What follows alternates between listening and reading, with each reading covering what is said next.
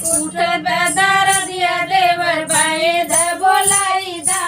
उठत दरदिया देवर बाए द बोलाई दा बाए द बोलाई दा देवर बाए द बोलाई दा बाए द बोलाई दा देवर बाए द बोलाई दा उठत दरदिया देवर बाए द बोलाई दा उठत दरदिया देवर बाए द बोलाई दा सासू जी से कहानी ससुर जी से कहानी सास जी से कहानी ससुर जी से कहानी चार है दिन देवर दर्द बहु सहानी चार है देवर दर्द बहु सहानी ऐसा करा देवर हमें नैहर पहुँचाए दा ऐसा करा देवर हमें नैहर पहुँचाए दा उठत दरदिया देवर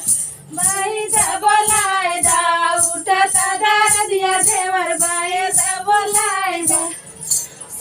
जेठ जी से कहानी जेठान जी से कहानी जेठ जी से कहानी जेठान जी से कहानी मुहावा में फेरे कुछ नहीं बोले मुहावा फेरे कुछ नहीं बोले उठत दरदिया देवर बाए द बोलाए दा उठत दरदिया देवर बाए द बोलाए दा ननद जी से कहानी नंदोई जी से कहानी ननद जी से कहानी नंदोई जी से कहानी